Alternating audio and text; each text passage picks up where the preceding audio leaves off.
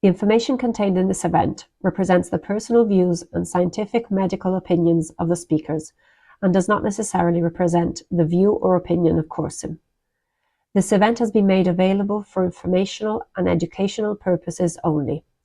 Corsim does not make any representation or warranties with respect to the accuracy, applicability, claims, or completeness of the event. The topics discussed in this event may not be aligned with the labeling approved in your geography. Please consult your local labeling. By participating in this event, attendees consent to the recording of audio, video, and any other materials exchanged or presented during the event. It is acknowledged that these recordings may be used for future purposes, including but not limited to distribution, publication, or promotional activities related to the content presented in this event. Attendees who do not wish to be recorded are kindly asked to refrain from active participation. Good evening, everybody, or good morning, or in whatever part of the world you are. My name is Bart Murris. I'm a cardiac surgeon from the University of Leuven in Belgium, and it's my pleasure to welcome you to this 1-hour webinar that we will have on the topic of aortic valve replacement. I would like to thank Corsim, the sponsor for this evening, to organize this webinar and this educational event. I think it's important that we update ourselves about aortic valve replacement. There are many things happening in the field, and the focus of today will be on lifetime management, also talking about younger patients below the age of 70. And we will also focus on sutureless valves. I mean, and the combination of these two, I think, are an interesting option for many of our patients. We have interesting speakers. First of all, I'm going to briefly introduce them to you. First of all, we have Dr. Gábor Bari. He's from Hungary, and he will talk about his experience with Perceval, and also we'll talk about lifetime management and below the age of 70. So we're very interesting what he has to say on that. And after that, it will be Dr. Cristian Baeza. He is working in Florida, USA. He will update us on some results from the MANTRA study. The MANTRA is a study running on Perceval and on many other products, and also offering some insights on the younger patients. I will also do a small presentation at the end, talking about our experiences and how we see lifetime management in tissue valves. This session will be recorded, as you have heard, and we will also have, before we start and in between the presentations, we will have some small poll questions. So there will be a poll question. You can answer them through the website. So we have some kind of interaction with the audience. Next to that, so I invite everybody to really participate in these poll questions. But I also invite everybody to, whenever you have a question or a comment or a concern, you can type it into the chat, and I will monitor the chat function and redirect the questions to the speakers or try to answer them myself. So if I am correct, and then we will have a first poll question that is considering what you do in AVR for patients under the age of 70. So what is your current practice? It can be mechanical, sutured biological, sutureless biological. It depends. So whenever you are free, and I see that I, as the host, and the panel members cannot vote. So it's up to you to do the voting. And then we will see in a minute probably what kind of result we are aiming at. So we have like a few answers here, and the majority is, and I have to say this was the answer that I was also going to answer. It depends a little bit. So there is a minority who directly go for a mechanical valve. There is also some people going for a sutured biological valve, which both are very valid options. But I think in the correct answer is it depends. I mean, it depends. Is it full sternotomy? Are we aiming for a minimal access surgery? Is it single AVR? Is there a combined case? Is there a cabbage involved or any other combination? So I think in reality, it really depends on the situations. So for the moment, nobody is implanting a sutureless tissue valve, but I think at the end of the webinar, this might be a little bit different. So we can close this poll. And then it is a pleasure to introduce our first speaker, and this is Dr. Gábor Bari from the University of Szeged in Hungary. And he will talk about his experience with sutureless AVR with the Perceval and why it is a viable, a valid option in the context of lifetime management. Gábor, I give the floor to you. Take your time to set up the screen. Thank you very much. Oh, can you see my screen? Absolutely. Thank you. Perfect. Okay, so good afternoon, good morning, and thank you for the introduction. So my name is Gábor Bari. I'm the lead surgeon here at the University of Szeged, Hungary. We are a relatively small center. We do approximately 700 operations per year. However, we have a good experience in sutureless valve, especially in the Perceval. And I would like to share today our experience here in Szeged, and how we think, how we change our way of thinking in AVR and Perceval. So first of all, you obviously know that there is a significant increase in TAVI procedures compared to SAVR procedures. You can see on the figure by Russo and colleagues. And there's a significant decrease of age of TAVI patients. So younger and younger TAVI patients, younger and younger AVR patients receive a TAVI. And of course, this is reflected in the guidelines. And we see that now 70 years of age will or can receive a TAVI. But unlike a normal, regular surgical valve, TAVI has several outstanding issues, and this would be even more relevant in younger patients. And this can be the paravalvular leakage, quite a high percentage, conduction disturbances, and the needs of pacemaker. And among all other issues, I think one of the most important is the durability of the prosthesis and the intervention. So even there is no good data, no reliable data existing about the durability of TAVIs in a younger population. And as we all know, surgeons, bicuspid aortic valves are more common in younger patients. And recent studies have shown that TAVIs in these patients are more prone to annual rupture, PVL, and cerebral events. So obviously, I don't want to hurt TAVI people, but seems to me maybe it's a fool's gold. We don't know. Time will tell us the answers. However, we need to think about the young patients. So the patients' expectations are shifting. In the country where I live, the population is getting more active and active. So we are seeing patients 50s, 60s, active in their lifestyle. They are going running, they are going bicycling, they are living a full life, and also they are more considerate of what type of intervention they would like to get when it's needed. So we can see then the last maybe 10, 15 years that they are actively requesting biological valves. Also, they know about the improvements of the valves. They Google and they see, and they know that there are future transcatheter options available. So the shift has already occurred, at least here in this part of Europe. So the main question is no longer if we can implant a biological valve, but how do we optimize lifetime valve management?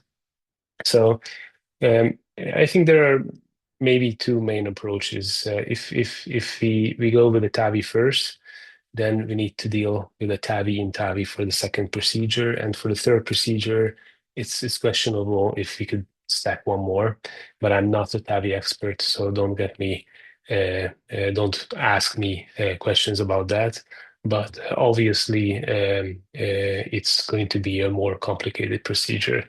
I think even more complicated is if we have to explant the TAVI and place a surgical valve, and there is no honest data or the data which is available about the explant of TAVIs and the procedures and the outcomes of TAVI explantation and SAVR implantation has a quite dramatic outcome. So it's I think very rare and a very hard procedure to do. On the other hand, if we implant a normal surgical valve, then I think valve in valve is really a developed procedure, and in Szeged we have quite a broad experience in valve in valve, and also TAVI in Perceval as well. And I will talk to you about it a little bit later. My personal belief is if you have a good experience in redo AVR, then that should not be an extreme risk for the patient. So our philosophy here is to avoid mechanical valves whenever it's reasonable. So again, back to the team of Russo and their paper, you can see that the TAVI indication is going down, and there is a shift in the biological valve going to the younger population. So we see the place of question. It's really at the age of 60, 70, what kind of valve should we or shall we implant? So why we would favor biosolutions? Of course, everybody knows that the lifelong anticoagulation can be not so beneficial, or can be even a harm for the patients. This is due to elevated bleeding risk or thromboembolic risk, and the limitations are unacceptable for these active patients. And we see that the Hungarian population, the ones who are not so active, might be non-compliant for medication. So we see people in the rural area, for them, regular checkups for INR can be also a problem. So we have two reasons to go for bivalve more on. So why we believe that Perceval is the strategy? Because we believe that it has excellent hemodynamics, a good orifice area. It was previously considered as a valve of the elderly small ladies with a small annulus, but studies have shown that it has a very good hemodynamic performance, and it reduces patient prosthesis mismatch risk. So other very important deal for us that it's a very good compatibility with the minimal invasive setting. So I strongly believe, as you can see on one of our pictures, this is a video assisted or endoscopic AVR with a very small incision. Even the sizer, we had a problem fitting the sizer in. However, I think this is the Romeo and Juliet. So this is a match made in heaven, minimally invasive and Perceval it's a very good combination. I think we should focus on a little bit later. So we introduced in our center transaxillary and right anterior thoracotomy approach. And we have very good results with Perceval using this. Also, previously, back in 2014, when we started implanting Perceval, we could see that it was very good for short cross-clamp times. So it's only required to do a 20-25 minute cross-clamp time. Back then, we were having some kind of competition, which one of our is fastest implanting a Perceval. Obviously, that was not the way to go, and we stopped that. But I think 19 minutes was the record for the cross-clamp time. And there is a good taviability. So there's a paper by Marco Solnas that considers as a very good valve in for the future valve-in-valve reinterventions. So I don't want to kill Prof. Bart's presentation, but we believe in the evidence that they produced. It's quite a lot of patients, and we know that the 15-year results of Perceval are excellent, and we believe in this evidence. We do not assume, we believe in it, so that's why we use it. Also, Corsim introduced a new type of tissue valve preservation. It's called a free preservation, free treatment, and it's a very good technology which will remove phospholipids and fixes glutaraldehyde and neutralizes aldehyde, and the storage is aldehyde free, so it's very it's ready for use in the table. In rat studies, they show that the free tissue treatment is improving durability of the valve. So we are early adopters in Perceval. In fact, you can maybe see on my screen that this is the first video recording of Perceval use. You can see that the applicator of the valve is different as the old one. So this was in 2014 when we began using Perceval. Back then, we didn't so much know in which patients and why we should use it.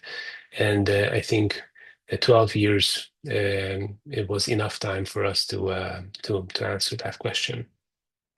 So we are familiar with the implantation, the technique of sizing, and of course we went through the ups and downs, especially on the sizing.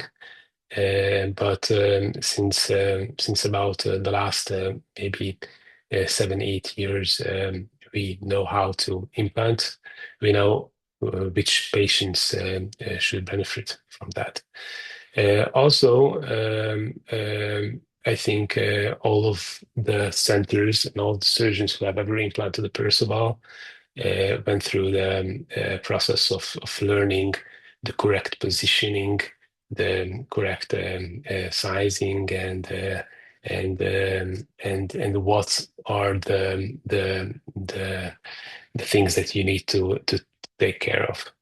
And now, in our recent era, for the last 2 years, we have introduced our minimally invasive program.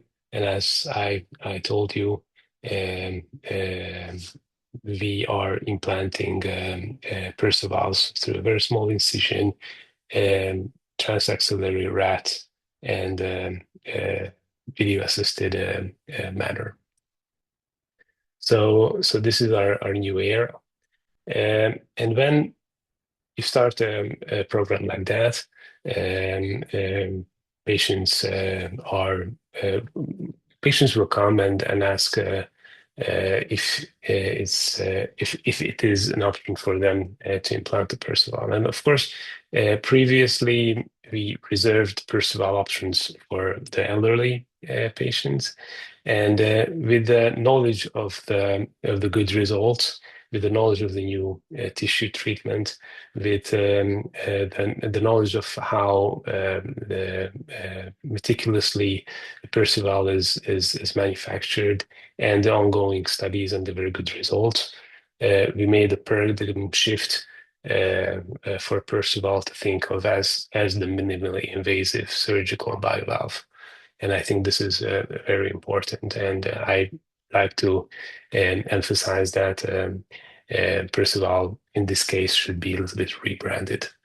So transaxillary and RAT are now our standardized access route. We have been doing this for the last 2 years with excellent results. And even what is important for us is to have this type of surgeries, not only for 1 or 2 dedicated surgeons, but for all the team. And I really believe that Perceval will help in that. And also, we are not afraid of redo surgery or valve in valve. In fact, this picture is taken from today. We had a redo case today, and we had a redo case yesterday, and we have over 60, 70 redo cases per year, which means about 1, maybe 2 redo AVR operations per week. And if we increase our redo cases, will be better in that, obviously. So it's reserved primarily for endocarditis, but also we had several patients with a previous AVR for structural valve deterioration. So we are not afraid to do that. And we, in this case, we a little bit changed our paradigm. If we offer biovalve for the younger patients, the reason, among others described previously, is that we are very confident in our redos and our outcomes of our redos. So I think this is a little bit other way of thinking. And also, we are really confident about our cath lab people. So the ones who are doing the valve in valves. So our team discusses almost every week a valve in valve procedure, and they have really good results. So my take-home message is that we are dealing with patients who are increasingly preferring biovalves in their 60s or even 50s. And we strongly believe that there is clinical evidence supporting this, and the other speakers will talk about that. And other take-home message is that it's a very unique, and it enhances minimal invasive procedures and shortens cross-clamp time. So we are really confident in that as well. There is long-term data supporting this confidence, and we plan to do this practice, and we are looking forward to future innovations and future innovations from Corsim and the Perceval platform. So with this, I would like to thank you for your kind attention. Well, thank you, Gábor, for a nice overview of what you are doing. In the meantime, there are no questions for you for the moment, but I want to ask you, if you say minimal invasive single AVR, your preferred approach is the mini tracheotomy, endoscopically assisted, or do you also do mini upper sternotomy? Well, we tend to do the whole portfolio, but normally it's either RAT or axillary. Okay, and do you do systematically CT scanning to prepare for the operation? Of course, we do. Yes, and I strongly believe it's one of the most important things that you can do, because otherwise, dealing with the aorta minimal invasively, it can be challenging. if you don't do a CT scan. Even if you do a CT scan, there can be some trouble. But if you plan in advance which intercostal space you want to enter, then it's an easy procedure to do. So yes. Yeah. Okay. I think for the sake of time, we move to the second poll question, and then we can discuss even later further among all. So what is the biggest barrier to consider a sutureless valve below 70? Limited long-term evidence, concerns about SVD, mechanical valves, institutional or team hesitancy, no barrier. So I wonder what we will see here. Why don't we use sutureless valves below the age of 70? And we'll give you a minute to answer and then to look at the results.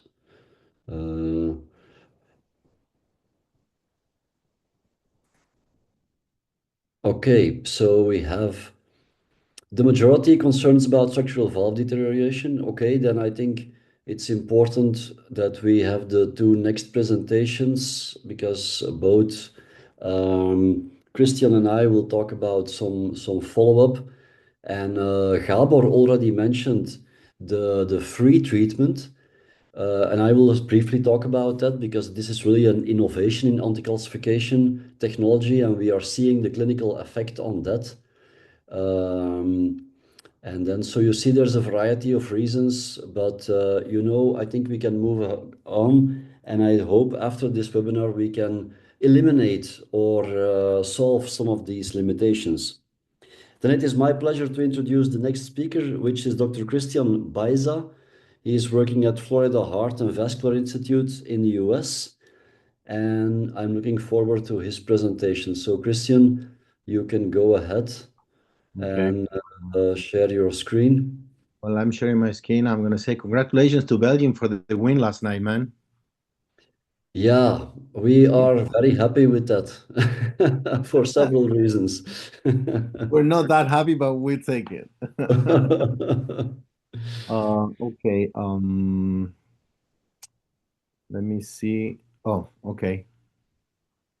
Yeah, take your time. Okay, wait a second. We can see your slides. Perfect. Okay, great. Let me put up presentation now. Perfect. You are all set. Perfect. Okay. Well, thanks for the course team to put this together. It's really a pleasure to present this. I've been a Perceval fan for a long time, and I had the opportunity to be part of this mantra study that I'm going to present to you today, and also I presented these early results on the valve meeting in Chicago not long ago. So I'll try to share with you the already couple of questions about that. I'm here in Florida 4 months already, but I've been practicing here in the United States for the last 9 years, and I've been doing Perceval back home in Chile for a very long time. Now let me see why. Okay, good. So the mantra study, the concept is essentially it's an umbrella prospective, multi-center post-market study to essentially show real-world safety and performance on CoreSIM devices on different portfolios. It actually collected more than 2,000 patients in 70 different centers. The follow-up it's projected over 10 years. And the main objective is to monitor the ongoing safety and performance of the CoreSIM heart valve devices and accessories for aortic mitral tricuspid valvular disease in real-world setting. And the population is all those patients that consented on participate once the one of the CoreSIM products was elected to be used. And as I said, it's an umbrella design. On one arm, there's the mitral repair with a memo ring. There's another with the products related to mitral and tricuspid, and then the sub-study with the aortic. And we're going to focus essentially on the Perceval Plus.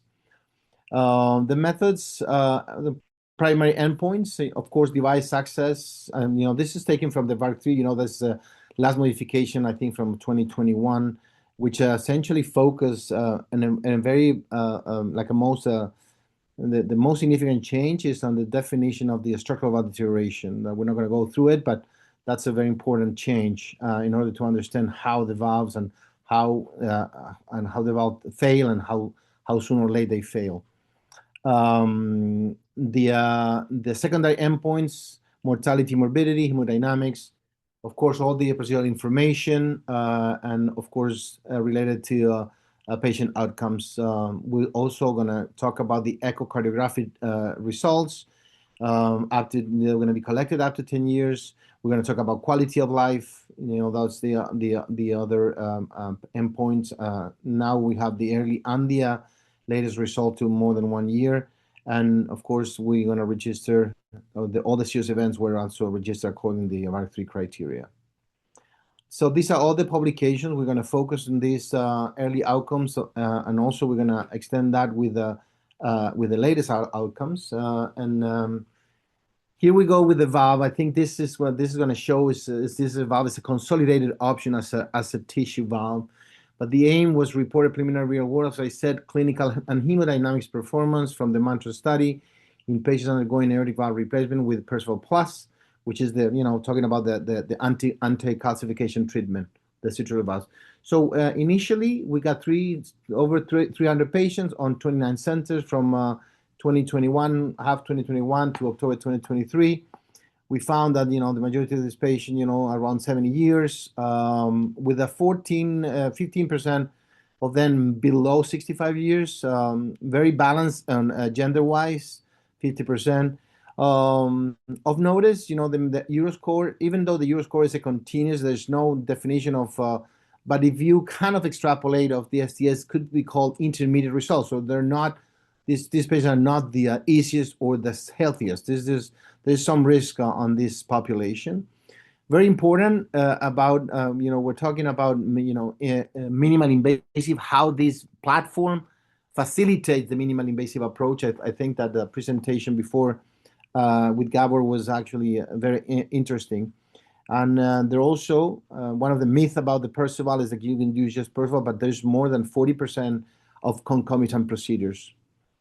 About the results, what you can see there, essentially, it's a very good result, very early, very good mortality, compared to any other valve. Reintervention is very low, which is also very important to understand because there's a reluctancy of using Perceval because, the paravalvular leaks or stuff like that. So it could lead into reintervention, but it's not what we see on these patients. So there's no real reintervention. Very interesting to show that there's very low incidence of AV block, and of course, because of that, a permanent pacemaker, which is also very low on the extra large, which you would think that, bigger valves would lead into higher risk of having a pacemaker. But the truth is that it's not that way. And we see across the different sizes and across the time that the incidence of pacemaker is really low. Continue with the outcomes on the results. Both instruments used, the KCC Q12 and the EQ5D score, both show significant improvement and at 30 days. So from that perspective, I was pretty effective. The hemodynamics of the valves, this is very important because as you see on any other valve, there's a significant increment on the effective orifice area and the decrease on the gradient. So at 30 days, the hemodynamic results are really excellent. It was found a severe prosthetic mismatch on 3 patients that were used as small valves. But as I showed you before in the previous slide, 60% of the patients that went into these valves, they used the large of the extra large. So the majority of patients tolerated a big valve. Very low incidence of paravalvular leak, and no moderate or severe central regurgitation, which is also an interesting point to make now on the TAVI era, because we have seen, especially in the late publication on the self-expandable valves, the percutaneous valve, that after ballooning, they're seeing some central regurgitation. And Perceval has some soft ballooning. It's totally different. So, but it definitely helps the valve to accommodate in the anus, but does not affect the results in terms of central insufficiency. Now, the latest outcome, we continue, right, enrolling. So now we got, double the patient, over 600, a couple more centers. And we perform a nice comparison with a subset of patients below 70, especially now that the guidelines from last year they brought like a 1A recommending that the patient below 70 years should go for surgical replacement more than TAVR, even though we know, especially in America, if you go to California, more than 55% of the TAVR valve are indicated and placed out of guidelines. So, but it's important to understand that with the guidelines recently updated, we then decided to compare the general population with this subset of patients below 70. We collected 183 patients. The follow-up is there, and of course we follow the echocardiograms and the clinical results as well. And the first that you can see, the comparison between both is pretty similar. Of course, they're younger, right? They're younger and also they're healthier, as expected. There is a very significant amount of concomitant procedures as well. I wanna, kind of show especially that it enhanced the minimal invasive approach as it was shown in the previous presentation, which is, I think, very important.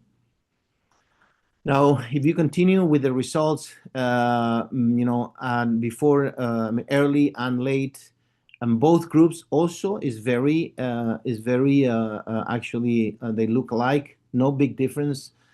They both demonstrated excellent early and late results up to 72 months, and the other thing, there was no cases of structural alteration on the VARC3 definitions of structural alteration.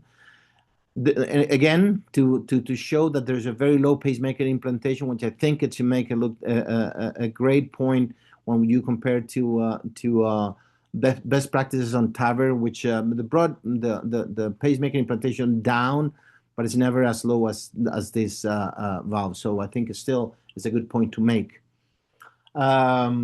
Now, echocardiogram result and hemodynamics, both groups also, they behave about the same at 3 years and 1 year. You can see the gradients are really low, and there's no really significant changes.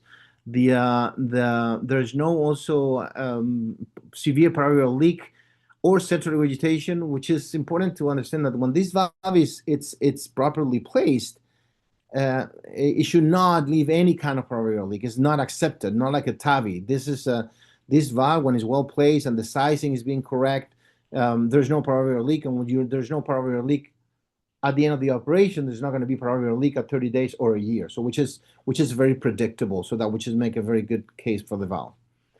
Now going into the clinical results, you can have on the lower left corner the NYHA class. Of course, the patient got better clinically; they feel better. Both groups, and then on the upper right, you see both instruments for quality of life and a baseline 30 days and 1 year. It maintains, the improvement on both groups. So as conclusions. Again, it's a prospective multi-center analysis, 41 centers in different countries, which is important to understand because there's different cultures, different populations, but again, we can get across these similar results. The Perceval Plus on this platform, the valve implantation can be performed safely with good clinical outcomes and excellent hemodynamics performance in patients under 70 years of age in this subset group, specifically this group, and older, of course. Then there's really no major difference in both groups. And the other thing that's important to show that the Perceval Plus facilitates the minimal invasive surgical approaches, thereby enhancing recovery and overall patient quality of life. As I said, I presented these slides in Chicago. They were very well received, and the discussion actually was really interesting, especially because especially there was a lot of ROS procedure discussion and long-term planning, and so I think that the the Perceval comes to put a place in the whole discussion. So I'm going to start sharing now, and I'm going to. Yeah, thanks. Thank Christian for a very nice presentation. It's the first time I see some of these data in Mantra. Very interesting. There are some questions in the meantime, and then I'm gonna take one for you. You know, because you talked now on the early results and on the 1 year data and also on the younger patients. But you have been using Perceval for a longer time. What is your opinion on long-term durability, and how do you think that Perceval Plus will influence that? What is your feeling? Because you have been using it a longer time already. Yeah. So thanks for the question. Very good question. First of all, I think right now Perceval is at least as good as any other player. First, I mean, with the plus treatment, I think that anybody, we know that how good the results are with the cilia tissue, and so right now I think that at least with the data we have, I'm pretty confident that we are as good as any other player. That's first. Second, I've been using the Perceval in all these generations. I mean, even though when we did the sizing differently, and you at the beginning, I don't remember, but we were oversizing a lot, and that created some high gradients and early structural deterioration. But after we did that modification, I feel like the valve itself started behaving more like the rest of the other option. And I actually have a local publication back in Chile with 100 cases that are followed, and we have, out of, I think it was like between 80 something and 100 patients, we have 2 structural deterioration that were followed for 7 years. Wow. And then a couple of endocarditis as expected. But my feeling and my takeout is that this valve now, with the new sizing and with the new tissue technology and with the new design of the extra large, I think that the valve, it's here to stay, and it's just a matter of teaching people how to use it. Yeah, excellent answer. In the meantime, I have a quick question also for Gábor still, because this is an interesting one. Gábor, who is the oldest patient you have operated using mix with a Perceval? I think this is sort of going in competition towards TAVI. So because we are talking about the young patients now, but who is the oldest patient that you have treated? Yes, and it's quite interesting because since we introduced the minimal invasive, there are crossovers from the TAVI list. So we have a TAVI list and quite a long waiting list due to other issues. Patients over 80 tend to cross over to our minimal invasive program. So I believe the oldest one was 83 or 84 years old, and there was no issue whatsoever. So this is also, I think, a very good point in minimal invasive and Perceval. Yeah, this is what I see in our heart team also. Certainly when there's like a vascular access issue, or when they have doubts about the anatomy, and then when we can offer minimal access surgery with a Perceval, even in the elderly, it's still a very good option. You have shown low pacemaker rate, low gradient.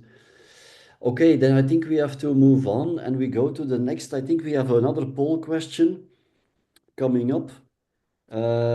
It is about when planning AVR for a patient under 70, which factor influences your valve choice the most? Is it the long-term durability? Is it future reintervention options, valve in valve? Is it the hemodynamics? Is it the patient lifestyle and anticoagulation preference? Or guideline recommendations? Of course, while you are answering, guidelines are a little bit all over the place because they are different. Europe versus USA, there are different gray areas. There are different recommendations for mechanical valves. But I wonder how the group here present here today is answering this. And I see the majority is patient lifestyle and anticoagulation, meaning that probably a lot of patients, even below 70, will go for the tissue valve because they want to avoid lifetime anticoagulation. But you see all the other elements play a role. I mean, durability plays a role, of course, and future reintervention also plays a role. Hemodynamics, I mean, we have seen the early gradients in the presentation by Cristian, but I will come back to that in my presentation as well. Okay, so then I think it is up to me to, I think I have, in the meantime, there's a question, what anticoagulant are you using post-Perceval? And does the thrombocytopenia worry you? Maybe a quick answer from both Gábor first. What are you using post-op? Yes, we are only using the aspirin. Aspirin only. And Cristian, Nothing else. what are you using? I use nothing particularly, and I don't care about. I don't take. I mean, I follow the platelet drop. It never become a problem, and it always come back. You know. In the meantime, we also are aspirin only. If there's no reason for anticoagulation, it's aspirin only in all of our patients. And regarding the thrombocytopenia, I have a lot in my last slide of my presentation. I will tell you about this because this is also something where there's an interesting evolution. Just quickly, we did the first in men for Perceval 2007. So we have more than 17 years of experience. In the meantime, there's far more. I think they are up to 130, 140,000 at least worldwide.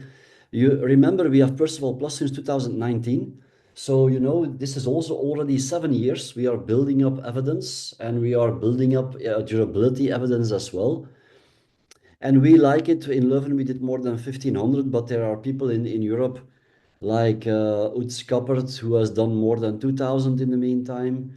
We like it because we have, it's a fast procedure, short cross-clamp time. We use fast-track protocols with early extubation, minimal access. I think it's a golden combination, all of these things. Cristian briefly talked about this. Forget about the old period. This was the initial phase. We were oversizing. And if you oversize, then you have high gradient and high pacemaker rate. So this is all history. I use the wide side mainly. If I have like a gentle snug fit with the wide side of the sizer, that's the size I take. And this has changed our sizing completely. And then again, since 2019, we have Perceval Plus. I will come back to that with the advanced tissue treatment. We use Perceval in single AVR. The majority is minimal access, minimally invasive. We have a lot of mini upper sternotomy, but we are also shifting to the mini thoracotomy. But we use it in combined cases and in complex cases, redos, complex bailout cases, and you can use it in many scenarios. You see 45% of our experience is single AVR, and then 3/4, 75% is minimal access. The only sternotomies is like endocarditis or an emergent case or a redo case or whatever. But you know, if you say 75 or 80%, like Cristian has shown you, of minimal access in single AVR, that's a very nice result. And if you have combined cases, you can combine with cabbage, you have combined with mitral plasty, even mitral valve replacement, tricuspid, myectomy, ascending aorta. If you have experience with the valve, many combinations are possible. For my presentation today, let's focus on the long-term durability because, you know, the people present here tonight have a concern about that. These are all our follow-up data and we have up to 15, 16 years. This is a snapshot from some time ago. This is the evolution of the peak and mean gradients across time, including all the patients. I have one PhD student who does nothing else than collecting the follow-up data. So you see that there's a rather stable evolution in that. And this is including the old Perceval, the initial Perceval, so not the plus, and also the initial sizing. So when we were still oversizing and we had some high gradients in the meantime. So you see, this is the evolution of peak gradients and mean gradients across time. Like Cristian, my answer will be the same, very comparable to other tissue valves out there. We have been using Magna-Ease for a long time. We have been using other tissue valves. I mean, I see no big difference in long-term durability. But this is actually the slide that you want to see. This is data on 1,500 patients. This is more than 6,000 patient years of follow-up. And of course, we look at survival, we look at endocarditis, we look at moderate or severe SVD, and we use the VARC3 criteria, which is obvious. These are the most recent criteria. And we monitor and we look at reoperation for severe SVD. We don't reoperate frequently. It will be TAVI valve in valve, okay? So endocarditis, we have a few cases. This is 0.6% per patient year. When you look in all the literature, it is very comparable to other tissue valves and even mechanical valves. So, of course, when you have 17 years of follow-up data, there is endocarditis on the long run, but it's comparable to other tissue valves. Severe SVD, we have 29 cases of severe SVD. That's 0.5% per patient year and very stable across the time. And we see that there is when you see this is the first generation Perceval, all the events are there in the plus, which we have 600 of plus patients. The mean age is there around or slightly above 70, and I have only one case for the moment there. So it seems to be that the new tissue treatment in plus is really starting to show its clinical effect. Okay, you can argue we are only doing plus since 2019, 2020, but in the meantime, this is 6 years of follow-up and only one case of severe SVD and one reintervention there. So the result was already quite stable with Perceval, but I think it will be even better with Perceval Plus, and we are shifting towards younger patients year by year. So reintervention, we have 16 in the meantime. Most of them are TAVI valve in valve. I will show you the data. And this is 0.3% per patient year. A very acceptable long-term durability result. These are some very recent data. This is, for example, late endocarditis in our follow-up. And since we are focusing on the age below 70, it's the same result. So you have some you can have endocarditis, but it's very minimal and very low. And of course, if you look at durability, this is freedom from reoperation below the age of 70. And then there's, of course, there's a shift. When you look at younger patients, they will have a higher chance of reintervention. But look, we are at 9 and 10 years of follow-up, and this is still below the 80%. When you go in the literature and you look at Magna-Ease, for example, in young patients, you will find a very similar result, around 80-85% freedom from reintervention in these patients below the age of 70. And then remember that a lot of these patients in these slides are the initial Perceval and not the Perceval Plus. So with Perceval Plus, with the advanced tissue treatment, I expect this result will be even better. But we are constantly looking at this outcome. This is Perceval Plus. It is thanks to the industry that we have this advanced tissue treatment. The initial Perceval was still with homocysteic acid only, but now we have a very combined treatment with phospholipid reduction, with aldehyde detoxification, very similar to what Edwards is doing in Inspiris Resilia is happening now with a free treatment in Perceval Plus. And we have been looking at that. You know, I do a lot of preclinical work for the industry. This is a small animal model with a control tissue. This is glutaraldehyde fixation only, and then you have high calcification. This is like, for example, like a mitral flow valve or a Toronto valve, which has high calcification on the follow-up. But this is free, and this is Resilia. So this is a piece of Resilia. Here are 2 pieces of free from Perceval Plus. Very low calcium contents, and there is no difference anymore between the free and the Resilia tissue. So very effective anti-calcification treatments. You know, we are not the only center with more than 10 years follow-up. There are people from Teddy Fishline, people from Marco Solinas have a long-term experience, and they are all published data. And I collected all of the reported redos and TAVR valve in valves. So this is more than 11,000 patient years of follow-up. And then you come up, when you add them all up, you come with 0.6% per patient year, which again is comparable to other tissue valves out there. And a lot of these data is with Perceval. It will be improved even further with Perceval Plus. If you have a degeneration, and this is important to mention, you know, we have more than 1,500 Percevals in follow-up. We have 17 years of follow-up. I have never seen a cusp rupture. So when you have failure, it is always in stenosis, and this gives you, it's an advantage because it gives you time to evaluate the patient and to look whether you can do reintervention or TAVI valve in valve. If you do TAVI valve in valve, it's ideal because it's a flexible frame with a very low risk of having coronary artery obstruction or sinus sequestration or whatever. If you are a Medtronic TAVI user, you have to align inflow to inflow, very nicely visible on the fluoroscopy. If you are a Sapien user, you put the top of the Sapien to the top of the commissural strut, also again very nicely visible on the fluoro. There are some examples here. Here's a Medtronic valve going into a Perceval. Align the inflows, very easy, and a nice result. This was slightly post-ballooned even further. But I have to say the majority, we did Sapien. And if you do Sapien, you see you have to put it slightly deeper. And because of the foreshortening during the ballooning, it will nicely align with the inflow to inflow, you see. But the top of the commissural struts are nicely visible. And this is a Sapien going into a Perceval. So when you have degeneration in a Perceval, I have never seen cusp rupture like in trifecta, for example, or like in freestyle. And this is an advantage. You have time to schedule and to monitor the patient. And it is elegant to do TAVI valve in valve. This is the result when we had the first 9 cases.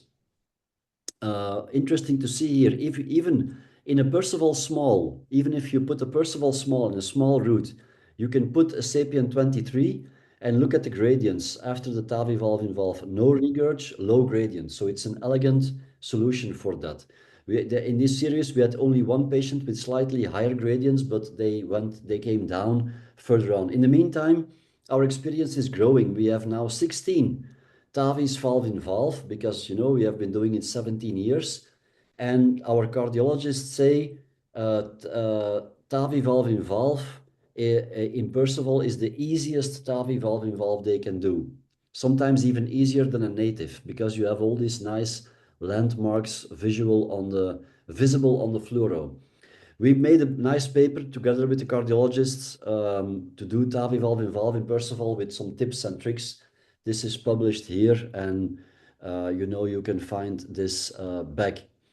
Important to say, I have shown you the old Perceval, which is history now. You have the new sizing. Also, Cristian mentioned it.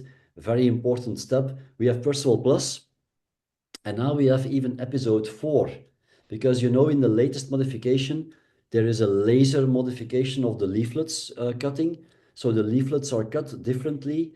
They are put inside the frame slightly differently. And you know, the company told me about this modification and they said they had better gradients, better hemodynamics in the bench testing. And I was a little bit skeptical about that. But you know, I have been using Lancelot now since 2025. So this is one year and a half. We are nearly nearing 200 patients with Lancelot now. And look at the gradients.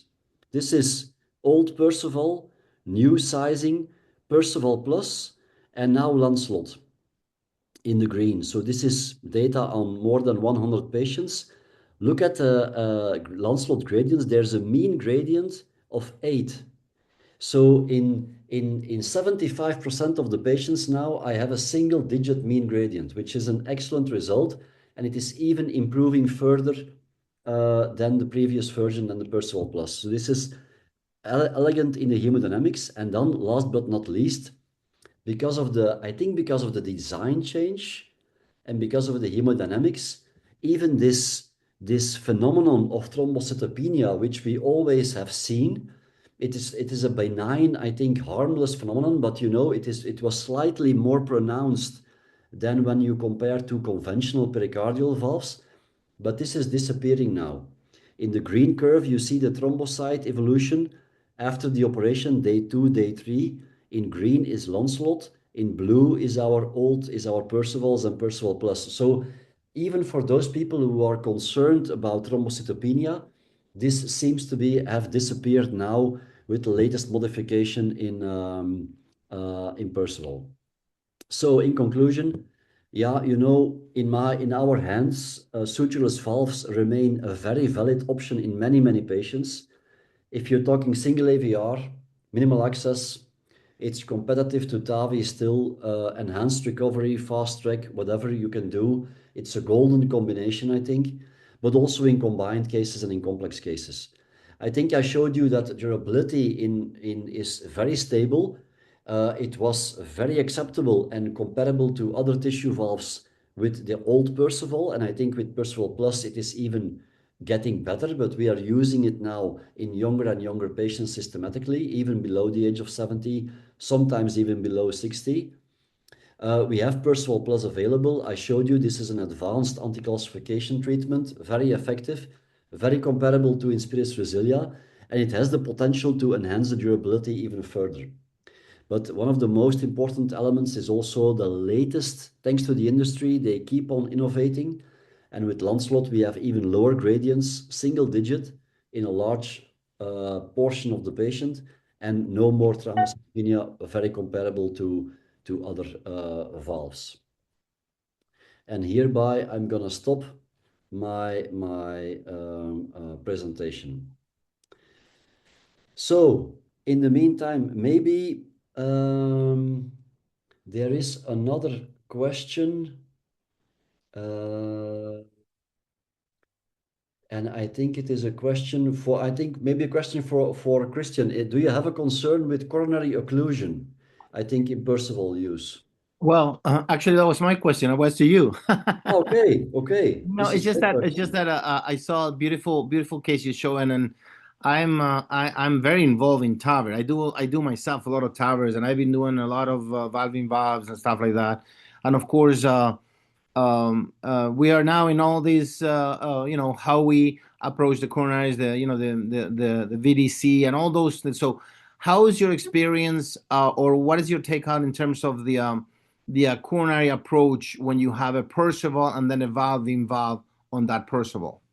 Well, when I showed you the data, in the meantime, I showed you the data on 9 patients. In the meantime, we have 16, and touch wood, but we haven't had an issue with coronary occlusion because, you know, the height of the leaflets is designed in this way. Okay, they always look at the distances, they measure the distance and try to prepare as well as possible, but they never had an issue with that. It was very different with Trifecta, for example, with the high leaflets. So yeah, I don't know. Of course, if there's a concern on a CT scan, maybe they do some wiring beforehand, but for the moment, we don't have an issue yet. One of the concerns that I heard doing TAVI valve in Perceval was that, you know, if you look at the outflow ring, your initial guide wire can sometimes go behind. So you have to, before you proceed, you have to look in 2 dimensions to see that your guide wire is pretty central. But for coronary occlusion, I didn't have any main issues. Gábor, any comment from your side on that, on concerns for TAVI valve in Perceval? No, the cardiologists are as happy as your cardiologists are with the valve in Perceval, so no issues yet. And I really believe that there's not going to be any issues with that. Okay. I think maybe we are 5 minutes after 6. Maybe we can do the last poll question. No, we have 2 more poll questions to go. Maybe we can shoot the first poll question. It's about perception of Perceval Plus in patients below the age of 70. And I wonder whether we have... So after the session of today, has your perception of Perceval Plus in patients under 70 changed? I'm now more confident. It confirmed what I already believed. I need more long-term data. It hasn't changed my current approach. So, okay. Yes, we have been able to convince some people, and thank you for that. I also understand people who are answering that they need more long-term data. This is one of I consider this one of my main challenges for the future. You know, we are living in a TAVI world, and the cardiologists, we have seen a lot of randomized trials. There's a lot of data that is being collected, also long-term data. And we have to do the same in centers like with Gábor and with Cristian. We have to collect the data, collect the follow-up data with Mantra, and provide and make papers on these long-term outcomes. And also on the next EACTS, we will be present with long-term outcome data after Perceval, and we have to put them out there. But thanks to the audience for being perceptive to some changes. And then we have a last poll question. What would help you most in integrating Perceval Plus into your lifetime management strategy? More long-term follow-up data, a dedicated training or proctoring program? Might be still possible for centers who are not using it. I think the company is always willing to provide with training and proctoring.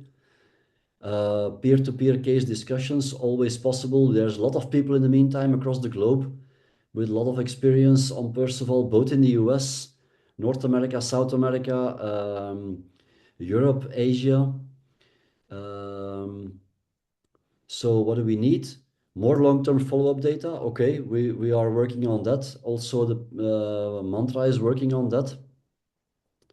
And some people are already using it and are apparently happy with it.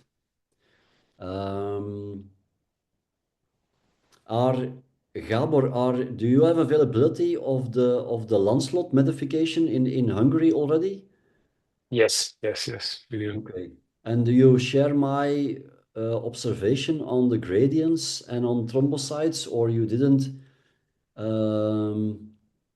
Did you So notice to be honest, we have availability, but we are trying to use the ones which were stocked previously, Okay. and we didn't reach that. But I think this year we will use the Lancelot. So Yeah. it's Obviously makes sense that you are in shifting. Cristian, you have in the US already some availability or not? Yeah, I did. I did Lancelot. I think I did the first one or the second one. I don't know, but I think it just from the implant perspective, I did not see any No. major changes.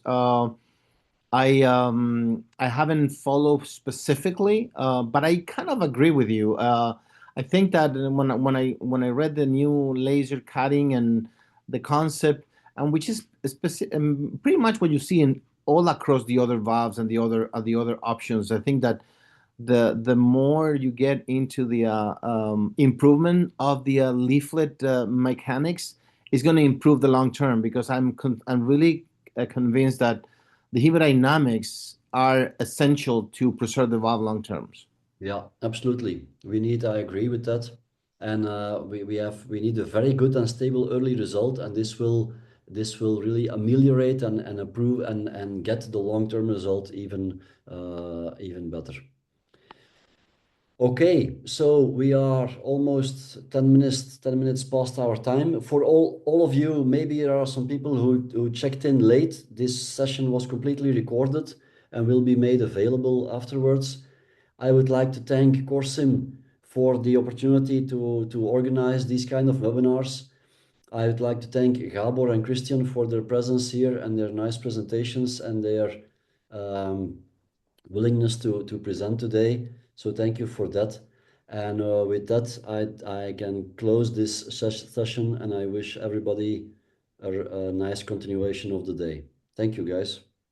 thank you so Thank much. you. See you. Thank you. See you. Bye-bye. Bye-bye.